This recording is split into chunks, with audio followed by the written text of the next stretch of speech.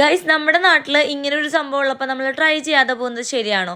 ഞങ്ങൾ ജസ്റ്റ് കോട്ടപ്പുറത്ത് നിന്ന് വീട്ടിലേക്ക് വരുന്ന സമയത്താട്ടോ ഇത് കാണുന്നത്. ആൾക്കാർ കയാക്കിങ് ചെയ്യുന്നു.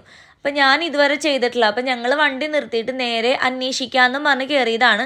അപ്പോൾ നോക്കിക്കഴിഞ്ഞപ്പോഴത്തേക്കും അതിൻ്റെ ഉള്ളിലേക്ക് കയറാൻ വേണ്ടി എൻട്രി ഫീസോ കാര്യങ്ങളൊന്നുമില്ല. ഞങ്ങൾ അങ്ങനെ തെറ്റിദ്ധരിച്ചായിരുന്നു ഉണ്ടാവും എന്നുള്ളത്. അപ്പം നമുക്ക് ജസ്റ്റ് അതിൻ്റെ ഉള്ളിൽ കയറിയിട്ട് അവിടുത്തെ വൈബ് എക്സ്പ്ലോർ ചെയ്യാം, കയാക്കിങ് ചെയ്യാം, ഫുഡ് കഴിക്കാം. അങ്ങനെ നല്ലൊരു ആംബിയൻസ് ആട്ടോ അവിടെ ഉള്ളത്. അവർ സെറ്റ് ചെയ്തിരിക്കുന്നത് അങ്ങനെയാണ്. അപ്പം ഞങ്ങൾ എന്തായാലും കയാക്കിങ് ചെയ്യാൻ തീരുമാനിച്ചു. 2 പേർക്ക് 120 രൂപയാട്ടോ അവിടെ വാങ്ങിക്കുന്ന. 20 മിനിറ്റ്സ് ആണ് നമുക്ക് ഉണ്ടാവുന്നത്.